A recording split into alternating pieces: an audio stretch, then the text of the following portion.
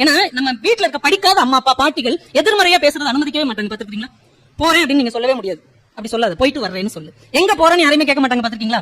எங்க போறீங்க அப்படிலாம் கேட்க மாட்டாங்க. வெள்ளனே வந்துருவீங்களா, வெள்ளனே வந்துருவீங்களா, சீக்கிரமே வந்துருவீங்களாங்கிறதுக்கு வெள்ளனே வந்துருவீங்களா, நேரஞ்சென்று வருவீங்களா, அந்த கேள்வியிலே பாருங்களேன், வார்த்தைகளில் அப்படி பார்த்து பார்த்து ஒவ்வொரு வார்த்தையையும் பயன்படுத்துவார்கள். அச்சன் ஒருத்தன் தும்பிட்டாலே என்ன சொல்லுவாங்க? 100 ஆயுசு அப்படிம்பாங்க. இப்ப அச்சன் ஒருத்தன் தும்பிட்டானா அல்பாயுசு அப்படிங்கிறோம். ஏன்னா நம்ம அதெல்லாம் விட்டுட்டோம். அந்த நேர்மறையாக பேசக்கூடிய சிந்தனைகளை, நேர்மறையாக பேசக்கூடிய வார்த்தைகளை, அந்த சூழல்களை எல்லாம் நம்ம விட்டதுனாலதான் இன்னைக்கு எல்லாமே அப்படி எதிர்மறையா போயிட்டே இருக்கு. நான் ஒரு புத்தகத்துல தான் படிச்சேன், எதிர்மறையா இருக்கிறது நம்ம வாழ்க்கையில எவ்வளவு பெரிய தாக்குதலை ஏற்படுத்தும் அப்படின்னு. நம்ம சந்தனத்தையே சட்டையாக போட்டுக் கொண்டவர்னு சாண்டோ சின்னப்ப தேவர் அவர்களை சொல்லுவாங்க. தேவர் பிலிம்ஸ்னு வச்சு நிறைய திரைப்படம் எடுத்தார்ல. அவரு நீ இல்லாமல் நான் இல்லைன்னு ஒரு படம் எடுத்தாராம்.